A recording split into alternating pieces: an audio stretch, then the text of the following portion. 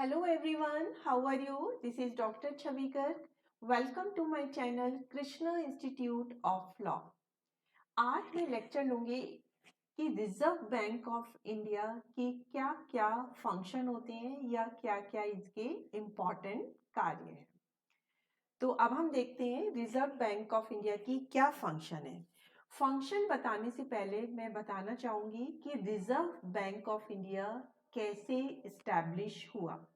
देखिए, first world war के time पे इंडिया में जो है दो तरह के इंस्टीट्यूशन वर्क कर रहे थे। दो तरह के मेन इंपॉर्टेंट काम थे। एक तो था कि नोट्स को पब्लिश करना, प्रिंट करना, छापना। दूसरा था क्रेडिट को कंट्रोल करना। क्रेडिट को कंट्रोल करने से मतलब है कि देश में हमें कितने मनी का सप्लाई चाहिए, उसके हिसाब से ही नोट प्रिंट किए जाते हैं। तो ये दो काम थे तो आपस में एक दूसरे से एसोसिएटेड, लेकिन इन दो काम को अलग अलग इंस्टीट्यूट जो है देख रहे थे। जो नोट प्रिंट करने का काम था वो था गवर्नमेंट ऑफ इंडिया का, और जो क्रेडिट कंट्रोल का काम था वो था इंपीरियल बैंक का। तो दोनों वर्क आपस में एसोसिएट करते थे, लेकिन फिर भी दो अलग अलग इंस्टीट्यूट वर्क कर रहे थे। तो इसीलिए उसमें कोऑर्डिनेशन में काफी प्रॉब्लम आती थी। इसीलिए 1925 में 1925 में हिल्टन यंग कमीशन ने कहा कि भाई एक सेंट्रल बैंक होना चाहिए, क्योंकि हर कंट्री में एक सेंट्रल बैंक होता है जो ये सारे काम करता है। वो नोट प्रिंट करने का भी काम करता है, वही क्रेडिट को कंट्रोल करता है, जिससे कि आपस में कोऑर्डिनेशन रहता है, कोई डिले नहीं होती और सारी की सारी इंफॉर्मेशन एक ही जगह इकट्ठी रहती है। इसीलिए फिर ये जो था केंद्रीय बैंक जांच समिति ने भी कहा 1931 में, उन्होंने बोला कि हमें एक एपेक्स बैंक स्थापना करनी चाहिए और जिसका नाम हम जो है रिजर्व बैंक ऑफ इंडिया रखेंगे। तो फिर 1934 में 1934 में reserve bank of India act, ये अलग से एक एक्ट पारित हुआ। कौन सा नाम था वो? Reserve bank of India act. और 1 अप्रैल 1935 से रिजर्व बैंक ने अपना काम करना शुरू कर दिया। पहले रिजर्व बैंक ऑफ इंडिया जो था नेशनलाइज बैंक नहीं था, ये जो था प्राइवेट शेयर होल्डर के हाथ में था।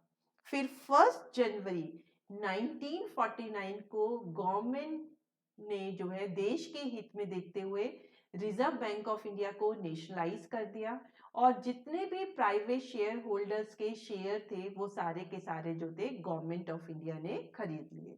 तो अब ये जो है एक तरीके से गवर्नमेंट इंस्टीट्यूशन है और इसमें प्राइवेट शेयर होल्डर कोई नहीं है।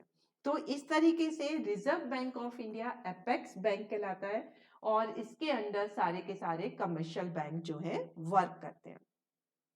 रिजर्व बैंक में आपके गवर्नर भी होते हैं, डिप्टी गवर्नर भी होते हैं, और इनका जो टाइम पीरियड है, इनका जो पीरियड है वर्किंग का, वो 5 इयर्स तक होता है। आरबीआई का जो मेन इसका हेड ऑफिस है वो जो है मुंबई में है। बाकी अलग अलग जगह में इसके लोकल हेड ऑफिस भी खुले हुए हैं, जैसे एक दिल्ली में है, एक कलकत्ता में है, एक चेन्नई में भी है। तो ये है रिजर्व बैंक की थोड़ा सा कि कब इस्टेब्लिश हुआ और इसमें कैसे गवर्नर और डिप्टी गवर्नर होते हैं, इसका हेड ऑफिस कहाँ है। अब हम देखेंगे रिजर्व बैंक के मेन फंक्शन क्या होते हैं। देखिए, सबसे पहला फंक्शन है इसका नोट्स इशू करना। देखिए, हम देखते हैं 10 रुपए का नोट निकलता है, 50 रुपए का, 100 रुपए का, 500 का। अब तो पहले तो 1000 का नोट था, अब तो वो बंद हो गए हैं, अब 2000 के नोट निकलने लगे हैं। तो ये सारे के सारे नोट कौन इशू करता है? ये नोट इशू करता है reserve bank of India. Reserve bank of India को जैसे लगता है कि देश में हमें इतनी मनी सप्लाई की जरूरत है, उसी सप्लाई को ध्यान में रखते हुए वो जो है नोट्स को इशू करता है। और जो 1 रुपए का नोट है और जितने भी क्वाइन होते हैं उन्हें ये इशू नहीं करता है, उन्हें government of India he issue करती है। सेकंड है बैंकर टू गवर्नमेंट, ये जो है रिजर्व बैंक ऑफ इंडिया, ये गवर्नमेंट का भी बैंकर कहलाता है, क्योंकि गवर्नमेंट के पैसे से रिलेटेड जितने भी वर्क होते हैं वो सब आरबीआई ही लुक आफ्टर करता है।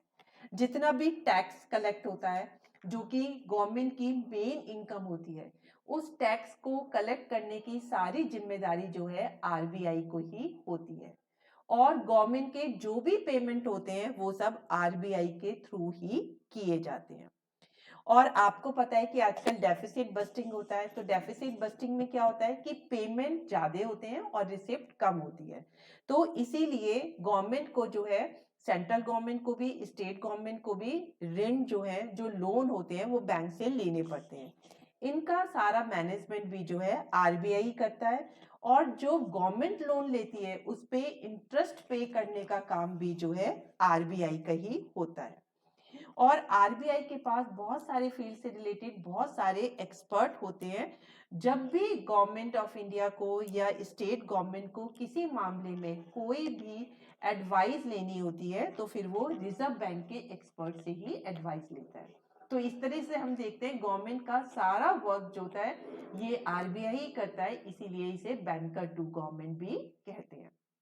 नेक्स्ट है बैंक ऑफ बैंक। इस मीन्स ये सारे बैंकों का भी बैंक होता है।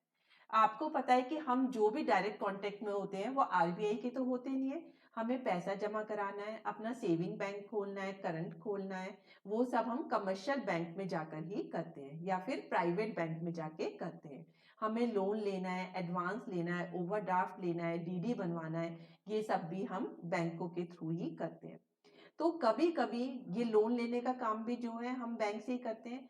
कभी कभी इन बैंकों के पास जो है पैसे की कमी पड़ जाती है, तो उस वक्त ये सब लोग आरबीआई को अप्रोच करते हैं और आरबीआई उनके डिपॉजिट के हिसाब से उनको बैंक देता है और उस पर वो इंटरेस्ट भी लेता है, जिसे कि हम बैंक रेट के नाम से जानते हैं।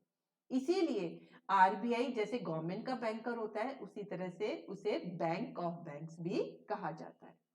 नेक्स्ट है कंट्रोलर ऑफ क्रेडिट। मैंने इसका एक अलग से पूरा लेक्चर ले रखा है कि आरबीआई अपनी मॉनिटरी पॉलिसी के थ्रू कैसे क्रेडिट को कंट्रोल करता है। इसे आप चाहे क्रेडिट कह दीजिए या फिर मनी सप्लाई कह दीजिए, कि कब तो उसे कंट्री में मनी की सप्लाई ज्यादा करनी है जिससे कि काफी फैक्ट्री स्टैब्लिश हो, लोगों की इनकम बढ़े, लोगों की प्रोडक्ट की डिमांड बढ़े, और कब उसे लगता है कि ज्यादा मनी अब जो है सर्कुलेशन पे आ गई है तो हमें मनी कब कम करनी है।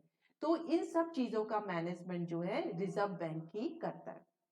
क्वांटिटेटिव मेजर में वो बैंक रेट को बढ़ा सकता है, वो ओपन मार्केट ऑपरेशन कर सकता है, और वो जो कैश रिजर्व रेशो बैंकों से अपने यहाँ रखवाता है उसको भी वो कम या ज्यादा कर सकता है। एसएलआर जो होते हैं, स्टैचुरी लिक्विड रेशो जो होता है, उसको भी वो कम या ज्यादा करवा सकता है।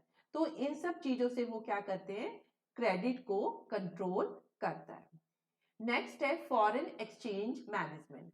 ये जो विदेशी विनिमय की व्यवस्था है ये भी आरबीआई ही करता है। देखिए हमारा देश जो है दूसरी फॉरेन कंट्री से एक्सपोर्ट भी करता है, इंपोर्ट भी करता है। जब एक्सपोर्ट करता है तो उसे फॉरेन करेंसी मिलती है, और जब वो इंपोर्ट करता है तो उसे दूसरों को उन्हीं की फॉरेन करेंसी जो है देनी होती है। तो इन सबका जो मैनेजमेंट है फॉरेन एक्सचेंज का, कि कहाँ से लेनी है, कितनी देनी है, वो सब आरबीआई करता है। और आरबीआई जो इंडियन रुपी है उसकी जो एक्सचेंज रेट है, कि डॉलर में क्या एक्सचेंज रेट है आपकी या यूरो में क्या एक्सचेंज रेट है, उसका भी सारा का सारा, मतलब वो इंडियन रुपए को जो है स्ट्रांग बनाए रखे, इसकी सारी रिस्पॉन्सिबिलिटी भी आरबीआई की ही होती है। तो ये थे आरबीआई के इंपॉर्टेंट काम। तो अब आप समझ गए होंगे आरबीआई नोट भी इशू करता है, वो बैंकों का भी बैंक है, वो गवर्नमेंट का भी बैंक है, वो सारे क्रेडिट को भी कंट्रोल करता है, और फॉरेन एक्सचेंज को भी ये आरबीआई मैनेज करता है। तो अब मेरे को लगता है कि आपको ये आरबीआई से रिलेटेड कोई भी आपसे कुछ पूछता है कि कब इस्टेब्लिश हुआ, क्यों हुआ, इसमें कौन कौन से लोग होते हैं, इसके मेन फंक्शन क्या होते हैं, अब आप बड़ी फ्लुएंसी में किसी को भी जवाब दे सकते हैं। तो अगर आपको मेरा लेक्चर अच्छा लगा तो प्लीज इसे लाइक जरूर करिए, और इसे अपने जानने वालों में शेयर भी करिए, ताकि लोगों को भी आरबीआई और उसके फंक्शन के बारे में पता चल सके। So that's all for today lecture. Thank you very much.